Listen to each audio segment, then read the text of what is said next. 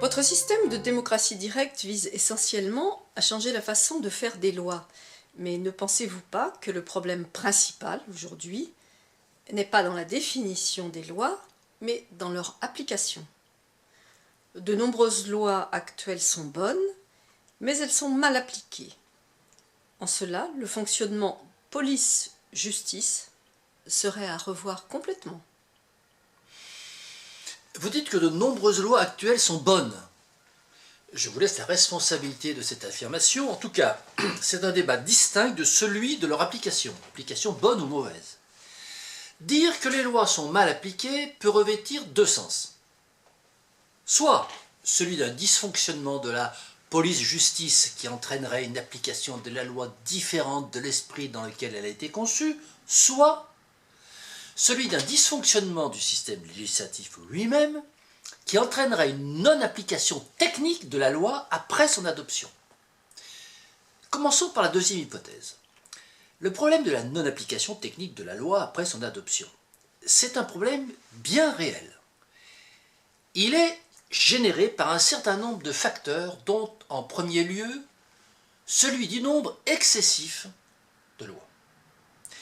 J'ai déjà parlé dans une vidéo précédente de cette crise de la loi, dénoncée d'ailleurs par de nombreux juristes actuels, ces lois multiples, jetables, émotives, molles, mal écrites, incompréhensibles et en fin de compte, inapplicables. Cet état de fait est incontestable. Mais la seule constatation de cet état de fait ne révèle malheureusement pas la cause profonde de ce pourquoi il existe. Cette cause profonde me paraît être indubitablement liée au principe même de la démocratie représentative. Cette démocratie représentative qui a créé une usine à loi, c'est-à-dire l'Assemblée nationale plus l'exécutif, avec des salariés payés pour la faire tourner à plein régime.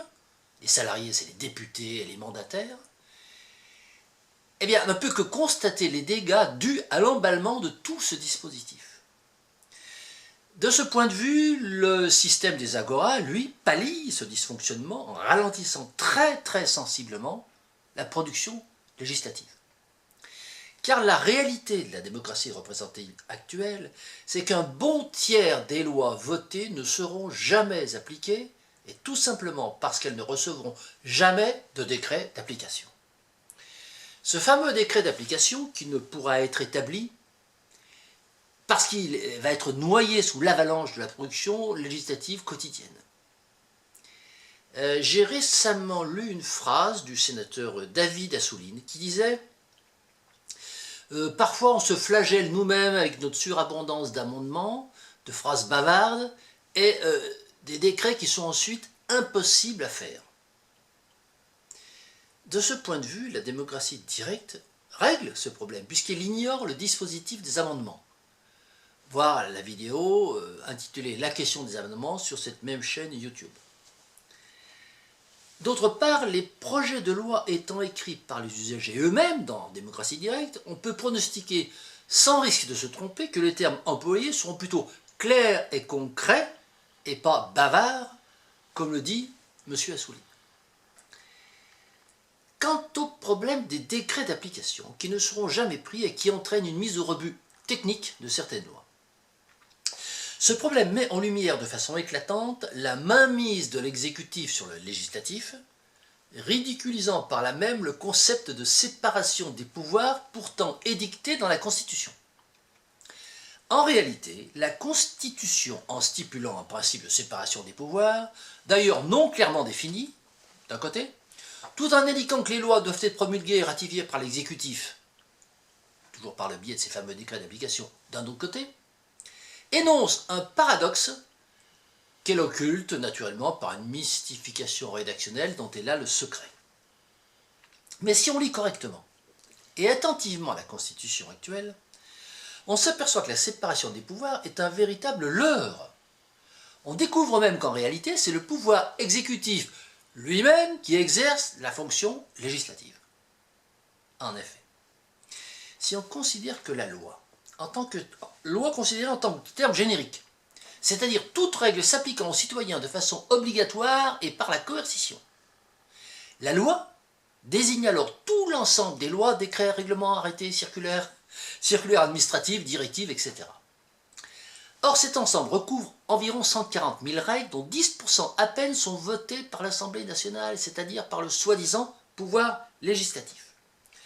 Les autres 90%, qui s'appellent donc décrets, arrêtés, règlements, circulaires, directives, etc., etc., sont élaborés par des mandataires désignés, c'est-à-dire des ministres, des préfets, des technocrates, qui font partie de l'exécutif et pas du législatif. De plus, il convient de remarquer que les 10% de ces règles qui passent par le Parlement sont, pour leur immense majorité, initiées par l'exécutif lui-même et pas par les élus. Le rôle du législatif se limite donc au simple débat sur seulement 10% des lois. C'est ce fameux cirque des amendements dont nous avons vu qu'il rendait souvent la loi elle-même inapplicable. Par ailleurs, ce débat parlementaire est largement contrôlé par l'exécutif, car lorsque les délibérations menacent de mal tourner, l'article 49.3 de la Constitution permet au gouvernement de s'affranchir de la votation parlementaire et de faire passer son projet de loi en force. Quant à cette votation finale, qui concerne donc seulement 10% des règles coercitives, cette votation peut même être jetée aux orties si l'exécutif oublie de promulguer la loi, ou plus couramment oublie de produire son fameux décret d'application. En réalité, le fait que la Constitution stipule que les lois doivent être promulguées par l'exécutif, c'est-à-dire le président de la République en l'occurrence, constitue un incontestable déni de démocratie. Mais il y a plus grave, c'est que le fait que la loi ne puisse être effective tant que l'exécutif ne délivre pas son fameux permis d'application, cette disposition constitue, elle, plus qu'un déni, mais un véritable assassinat de démocratie.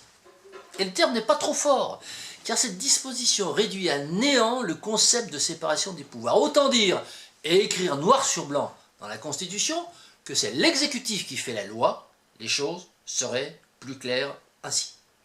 En démocratie directe, les lois ne sont pas promulguées par l'exécutif, mais par les agoras elles-mêmes et par l'intermédiaire de la Commission centrale législative. Quant au décret d'application, en démocratie directe, il n'existe tout simplement pas. C'est-à-dire que les lois sont élaborées avec leurs propres détails d'application et sortent donc des agoras prêtes à l'emploi, prêtes à l'application. Il faut bien insister sur le fait que l'obligation du décret d'application n'est pas un axiome, mais que c'est une construction artificielle de la démocratie représentative et que cette obligation ne se justifie absolument pas du point de vue strict du droit, si ce n'est que pour établir précisément le contrôle du législatif par l'exécutif. De fait, tous les juristes aujourd'hui s'accordent à dire qu'une loi n'a pas forcément besoin d'un ou plusieurs décrets pour être applicable, et surtout que l'élaboration de la loi peut très bien prévoir en amont toutes les dispositions nécessaires pour être rendues applicables dès le lendemain de sa votation. L'inflation législative du système actuel, qui génère cette véritable impotence dont je viens de parler, est illustrée de façon éclatante en voyant le nombre de pages que le journal officiel y consacre chaque année. 23 300 pages en 2016, contre 17 000 en 1990 et seulement 12 500 en 1970. Ça se passe de commentaires. Monsieur Jean-Jacques Hyest, président de la commission des lois du Sénat, a récemment dénoncé la complexité de la loi, en citant notamment la loi Bachelot sur la santé qui a nécessité l'écriture de pas moins de 180 décrets.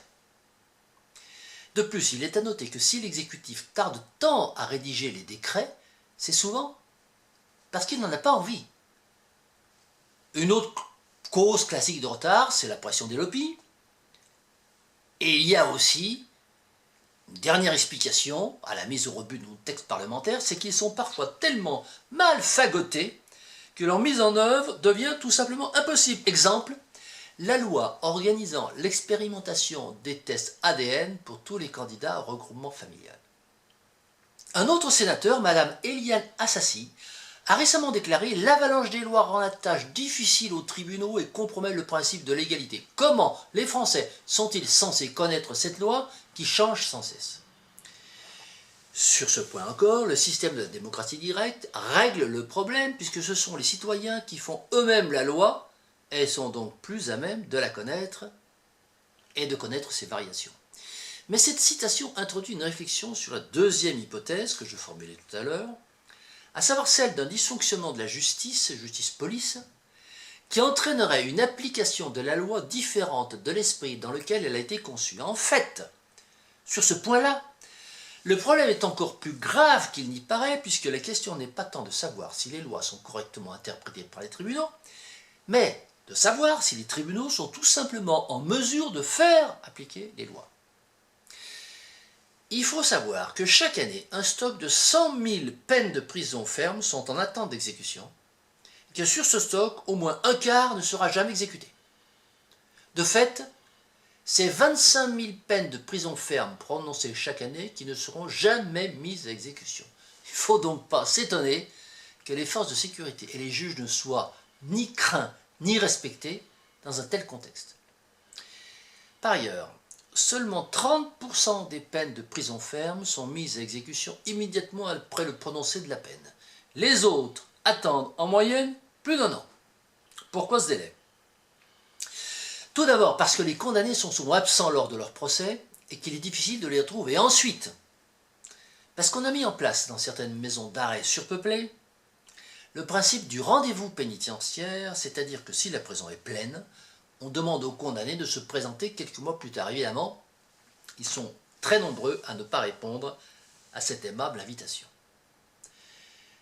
Enfin, on a créé un système d'aménagement des peines qui complique la vie des juridictions et vient ralentir l'exécution des peines. Dernier point, faute de place en prison, on a prévu que toute peine de prison égale ou inférieure à 2 ans devait être aménagée. En réalité, c'est 30 000 places de prison supplémentaires qu'il faudrait construire si on voulait être en mesure d'assurer l'exécution réelle des peines prononcées. Mais pour revenir à votre question, qui est de savoir si la plupart des lois actuelles sont bonnes ou mauvaises, je ne me prononcerai pas sur la base d'une formulation aussi vague et aussi générale. Ce que je constate par contre, c'est que dans le système de démocratie représentative actuel, la loi est très souvent, trop souvent, non appliquée. Quant à savoir si elle est mal appliquée, ce qui sous-tendrait que le système judiciaire interprète mal la loi lorsqu'il établit ses jugements, ceci ouvre un autre débat qui est celui de l'imprécision et du flou de la rédaction de certains codes juridiques qui laisse par là même trop de latitude au jugement subjectif et à l'intime conviction des juges. Là encore, je considère que la solution réside dans la simplification de la loi. Je pense également que le législateur ne devrait pas énoncer une multitude d'exceptions chaque fois qu'il édicte une règle, et que la règle elle-même devrait toujours être basée sur un principe clair et rigoureux. Pour ce qui concerne les sanctions, les codes juridiques prévoient des fourchettes d'une telle ampleur et des éléments d'appréciation tellement subjectifs, circonstances atténuantes, circonstances aggravantes, qu'on en vient à imaginer que le travail de la justice serait considérablement assaini si on se dirigeait vers un principe d'automaticité des peines. Le constat défectuologique évident du fonctionnement de la justice actuelle est la preuve éclatante de la faillite du système de la personnalisation. Et il semble bien qu'il faudrait se diriger vers une justice appliquant plutôt des principes d'objectivité et de rationalité.